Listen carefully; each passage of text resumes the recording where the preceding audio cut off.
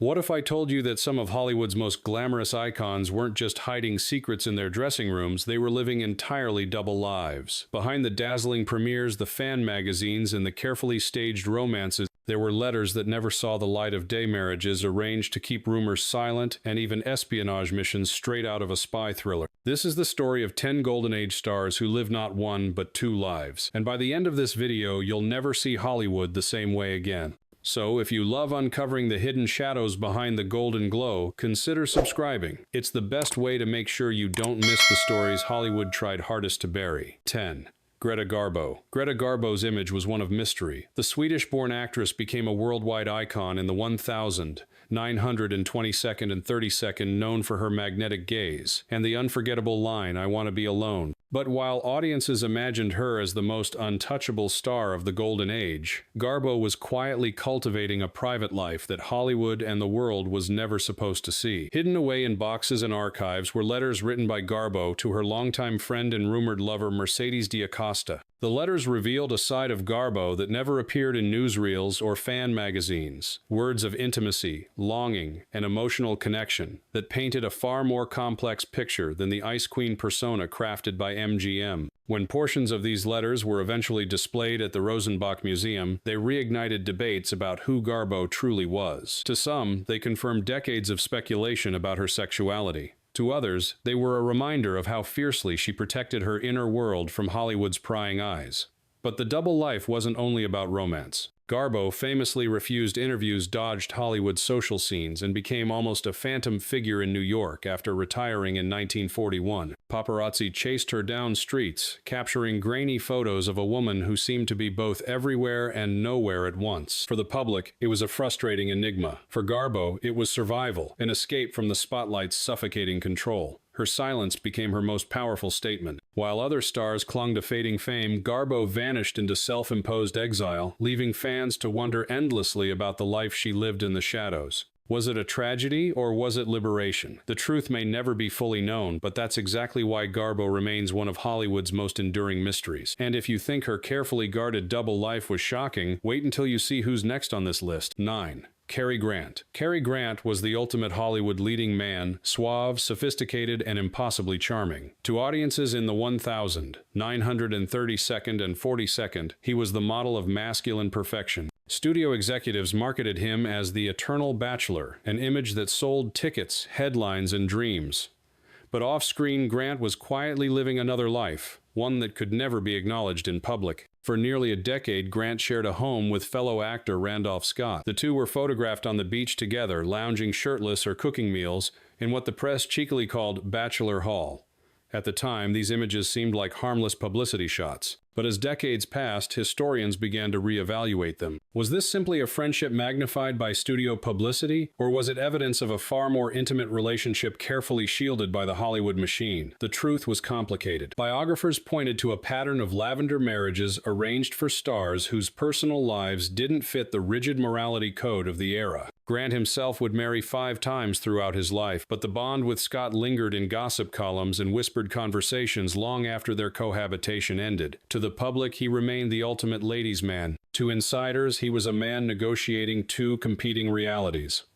The duality followed Grant for decades. Even in later years, he bristled at questions about his sexuality, dismissing them with sharp humor or silence. Yet the photographs of Bachelor Hall remain rare glimpses of a Hollywood that pretended not to exist. What makes Grant's double life so compelling is not just the secrecy, but the performance.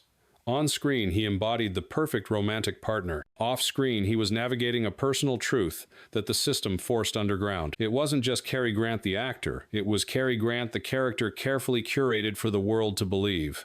And if you think the King of Charm had secrets, the next star's story will make even Hitchcock's Psycho look tame. 8. Anthony Perkins. When Anthony Perkins stepped onto the screen as Norman Bates in Alfred Hitchcock's Psycho 1960, he became immortal. His nervous charm and chilling transformation made audiences shiver. But while the world fixated on his eerie performance, Perkins himself was quietly navigating a far more complicated role, one Hollywood demanded he keep hidden. Perkins was romantically involved with several men throughout his life, including a deeply personal relationship with fellow actor Tab Hunter. At a time when same-sex relationships could end a career overnight, their romance existed in stolen moments and hidden encounters. Hunter later revealed how they were forced to keep everything under wraps, their affection veiled by studio contracts and relentless gossip magazines. For Perkins, every smile on the red carpet was an act of survival. The secrecy took its toll. Perkins was described as shy, even tortured when it came to love.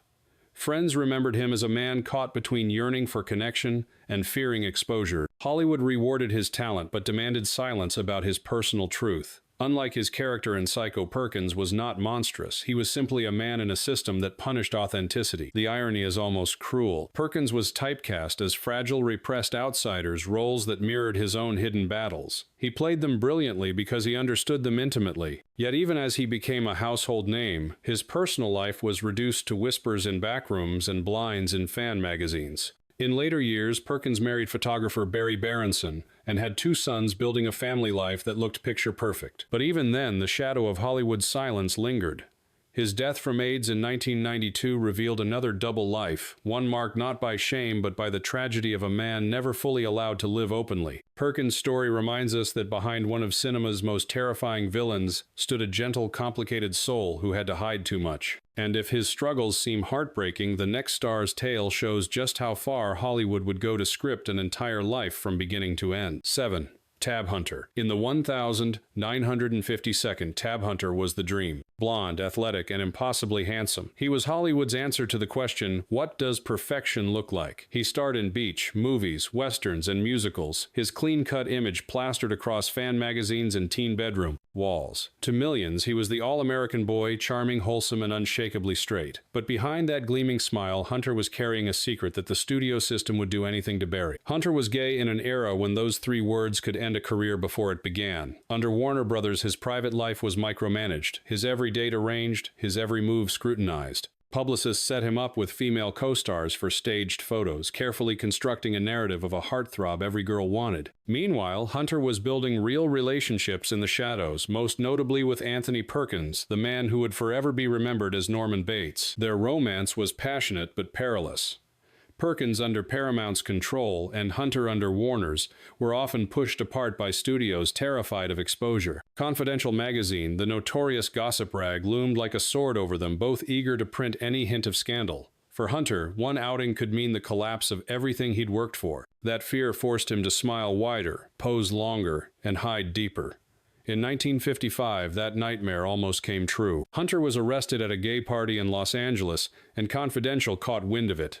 The story could have destroyed him, but Warner Brothers pulled strings, redirected headlines, and rushed him into a publicity romance with Natalie Wood. Tab and Natalie were suddenly the golden couple, photographed at premieres, dances, and even in staged candid moments. The public bought the illusion, never suspecting that it was Hollywood itself writing the script. Privately, Hunter longed for freedom. He later admitted in interviews in his autobiography, Tab Hunter Confidential, that living 2 lives took a toll. He felt like a prisoner of his own image, famous, adored, but never truly known.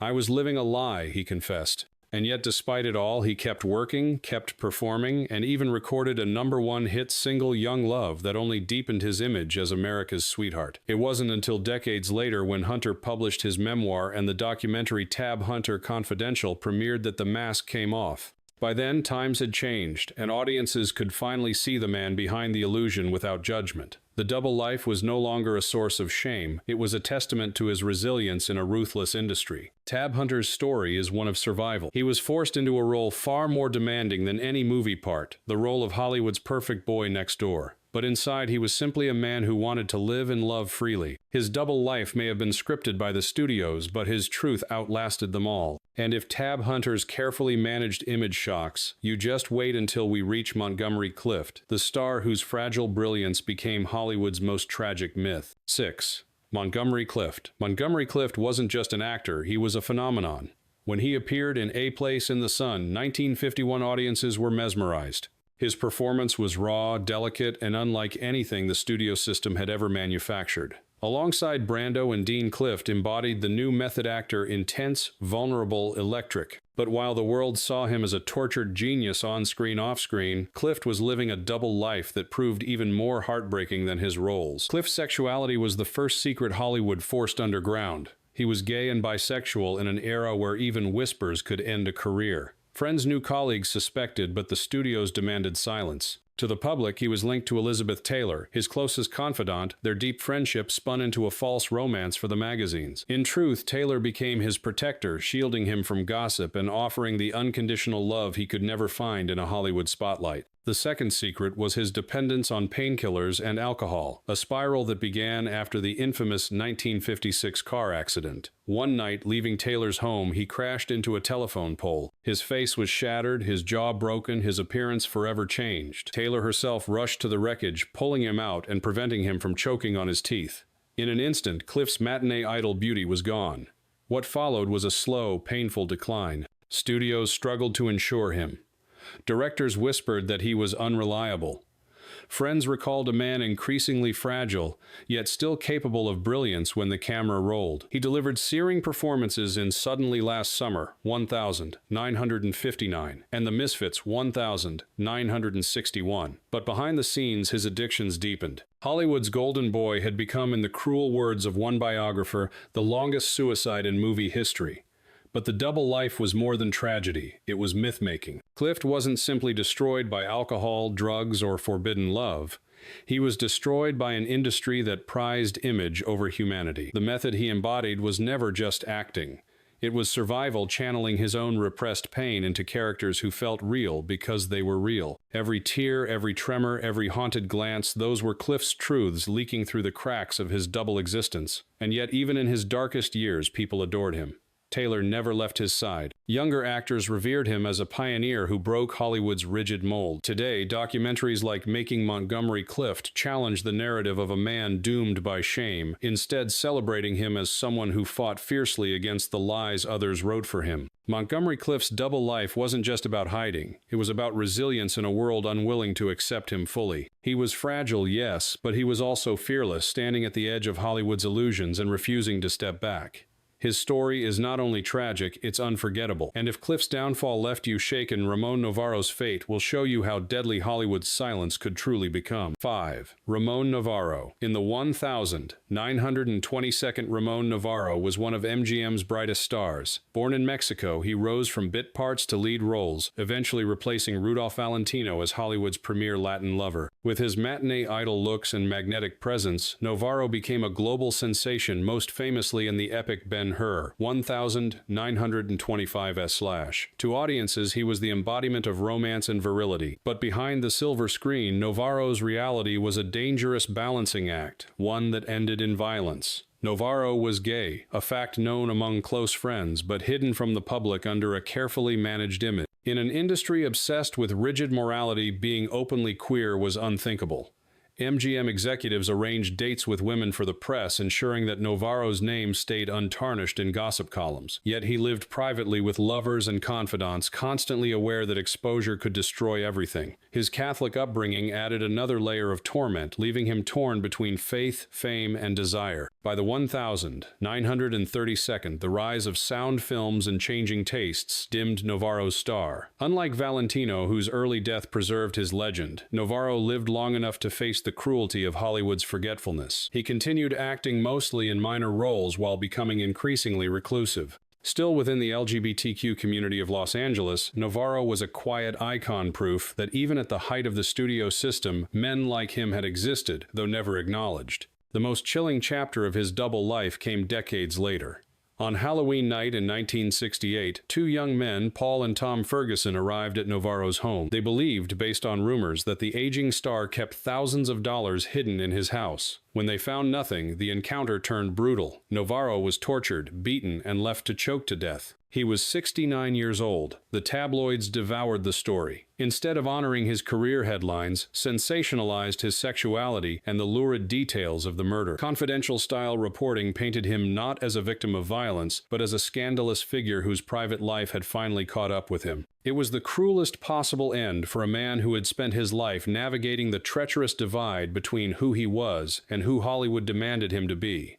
Yet Novarro's legacy refuses to be erased. In recent years, LGBTQ historians have reframed his story not as a cautionary tale, but as a testament to survival in an unforgiving era. His performances in silent cinema remain breathtaking, his charisma undeniable. The tragedy of his death only underscores the price he paid for living a double life in a world that offered him no safe space. Ramon Novarro was more than a headline, more than a scandal. He was a pioneer forced into silence, a symbol of Hollywood's cruelty and its hypocrisy. His life reminds us that behind every idolized image was a human being vulnerable and complex. And as tragic as Novarro's end was, Marlene Dietrich's story shows another path, a double life, not defined by shame, but by defiance and power. 4. Marlene Dietrich. Marlene Dietrich was unlike anyone else in Hollywood. With her husky voice, piercing gaze, and androgynous fashion, she defied every rule the Golden Age tried to impose. She became an international star with The Blue Angel, 1930, then stormed into Hollywood as Paramount's most exotic weapon against MGM's Greta Garbo. To the public, she was the ultimate seductress, an untouchable femme fatale draped in satin and shadow. But the truth is that Dietrich lived not one life, but two, splitting herself between glamorous icon and political rebel. On screen, she was the fantasy of every man. Off-screen, she openly challenged gender norms, wearing men's suits with effortless confidence. At a time when homosexuality was demonized, she carried on relationships with both men and women, counting among her rumored lovers not only leading actors, but also influential women in art and politics. Hollywood hushed the whispers, but Dietrich flaunted her duality, turning it into part of her legend. Her double life extended far beyond love affairs. During World War II, Dietrich took a stand that set her apart from many of her peers. She despised the Nazi regime, and unlike some German-born stars who stayed silent, she put her career on the line. She became an American citizen, joined the USO tours, and performed for Allied soldiers on the front lines. Sometimes she sang in English, sometimes in German. Her haunting rendition of Lily Marlene could make entire camps fall silent. The contrast was staggering. One day she dazzled in Parisian cabarets. The next she was slogging through mud to sing for exhausted troops. She endured real danger, sniper fire, bombings, frostbite. For these acts of courage, she received the Medal of Freedom in 1947. Few Hollywood stars had ever lived a double life, so literally adored movie goddess by night, battlefront morale, officer by day. And still she maintained the myth. Dietrich carefully controlled her image, collaborating with photographers to sculpt the aura of an ageless, mysterious woman. Fans saw glamour. Insiders saw discipline bordering on obsession. She once said, "I dress for the image. Not for myself, not for the public, not for fashion, not for men." Every choice, whether a tuxedo on a red carpet or a trench coat in a war zone, was calculated a performance in her lifelong theater of illusion.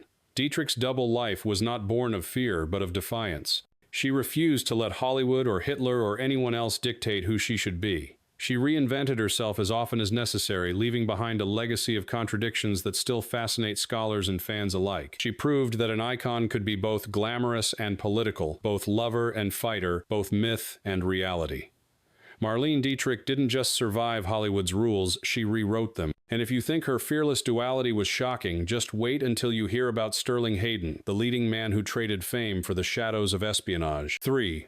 Sterling Hayden. Sterling Hayden had the kind of rugged masculinity that Hollywood adored. Towering at 6'5" with a sailor's build and piercing eyes, he became the archetype of the hard-boiled noir hero in films like The Asphalt Jungle 1950 and Johnny Guitar 1954-19. To the public, he was the ultimate tough guy, equal parts, cowboy, gangster, and heartthrob. Yet Hayden lived a double life, so unbelievable it could have been a screenplay while billed as a rising star. He was secretly risking his life as an undercover agent in World War II. Before Hollywood, Hayden was a sailor restless and drawn to the sea. When the war broke out, he left, acting behind, and joined the Marine Corps. Soon he was recruited into the Office of Strategic Services, the OSS precursor to the CIA. Under the code name John Hamilton, Hayden carried out covert missions in Europe. He smuggled supplies across enemy lines, coordinated resistance fighters in fascist-occupied Yugoslavia, and even parachuted into war zones. For his courage, he was awarded the Silver Star and the Bronze Arrowhead. While his fellow actors were memorizing lines, Hayden was memorizing radio codes. His double existence was staggering. One-moment posters plastered his face across America as Hollywood's newest tough guy. The next, he was navigating icy waters to deliver arms to partisans battling Nazis. He later admitted that no film role could match the raw danger and meaning of those missions. After the war, Hayden reluctantly returned to Hollywood, but he carried scars that no makeup could hide. He drank heavily, clashed with studio bosses, and often ridiculed the very industry that had made him rich. In interviews, he confessed he despised acting, calling it child's play compared to the life or death stakes of espionage. He even wrote a searing autobiography, Wanderer, where he laid bare his contempt for fame and his longing for authenticity. The tension between his two worlds never fully resolved. During the Red Scare of the 1952nd, Hayden briefly cooperated with HUAC, naming names in testimony that haunted him for the rest of his life. Here was the war hero, now branded a betrayer. It was another twist in his double life, the fearless spy who had risked everything for freedom, now trapped in a political circus. What makes Hayden's story so compelling is the sense that he never belonged to Hollywood at all. He was too restless, too conflicted, too honest. Acting paid the bills, but the sea and the shadows called louder. He walked away from stardom more than once, preferring obscurity on a sailboat to riches on a soundstage. Sterling Hayden's double life wasn't a scandal in the tabloid sense, it was larger than life. He proved that some stars weren't just pretending to be heroes on screen. They were heroes in reality, forced to play down their greatest roles. And if Hayden's wartime secrets seem astonishing, wait until you meet Hedy Lamarr, the silver screen goddess whose second life gave us the very technology powering your phone today. 2.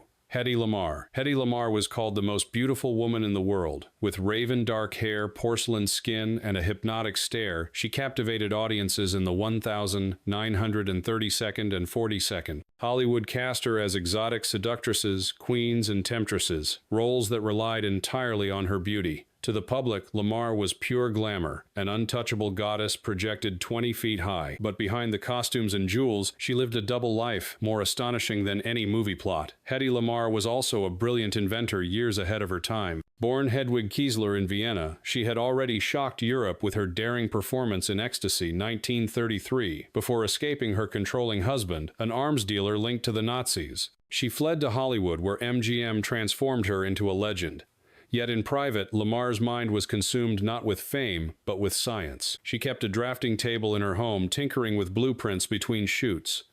While studio bosses obsessed over lighting her face, she obsessed over solving problems of mechanics and communication. Her greatest contribution came during World War II. Teaming up with composer George Antheil Lamarr, co-invented a frequency-hopping communication system designed to prevent enemy forces from jamming Allied torpedo signals. The principle was radical transmit signals by jumping across different frequencies in synchronization, making interception nearly impossible. In 1942, they received U.S. patent number 2292387. Though the Navy initially shelved the invention decades later, the same principle became foundational for technologies like Wi-Fi, Bluetooth, and GPS. Think about that. While Hollywood sold her image as a bombshell, Lamarr was quietly inventing the technology that powers the devices in your pocket today. Yet at the time, few took her seriously.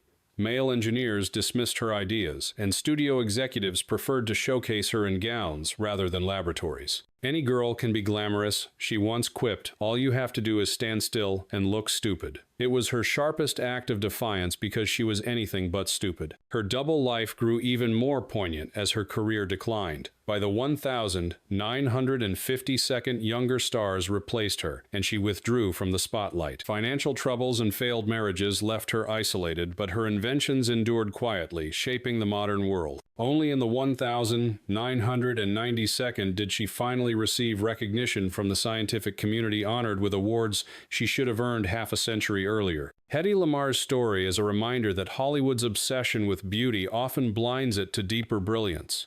She wasn't just a screen siren. She was an innovator who changed the way humanity communicates. The irony is painful. Audiences adored her face, but ignored her mind. Today both are remembered, but it took far too long for the world to honor the genius hidden beneath the glamour. And if Hedy Lamarr's double life sounds revolutionary, just wait for our #1 star, Rock Hudson, the man whose carefully guarded secret shook Hollywood and the world to its core. 1. Rock Hudson. In the 1952nd, Rock Hudson was the crown jewel of Hollywood masculinity. Towering, broad-shouldered, and effortlessly charming, he was the leading man every studio dreamed of. Audiences adored him in films like Magnificent Obsession, 1000, 954, and Giant 1956, where he played the rugged hero or the romantic ideal. He embodied the post-war American fantasy strength, stability, and heterosexual perfection. But behind the carefully curated image, Hudson was living the most dangerous double life of all, one that, when exposed, changed Hollywood and America forever. Hudson was gay at a time when the word itself was a career death sentence. His studio Universal worked tirelessly to protect his secret. Publicists staged romances with female co-stars. Photographers captured him at scripted dates, and eventually a marriage to his secretary Phyllis Gates was arranged, what many later called a lavender marriage. To the outside world, Hudson was the ultimate ladies' man. In reality, he navigated clandestine relationships, trusting only a small circle of friends. This deception weighed heavily. Hudson's colleagues often remarked on his loneliness, his need to compartmentalize every part of his life. For decades, tabloids whispered, but no one dared publish the truth. His image was too valuable, his career too profitable. He was Hollywood's great illusion, playing a role both on and off the screen. The facade collapsed in 1985. When Hudson publicly revealed he had AIDS, the announcement sent shockwaves across the globe. He was the first major celebrity to come forward with the disease at a time when misinformation and stigma were rampant. For years, AIDS had been dismissed as a distant, shameful crisis. Suddenly, it had a face, America's most beloved leading man. His disclosure shattered stereotypes, forcing the public to confront the reality of the epidemic. Politicians who had ignored the crisis were pressured into action. Millions who had never spoken about AIDS began to. Hudson's confession was more than personal, it was historic.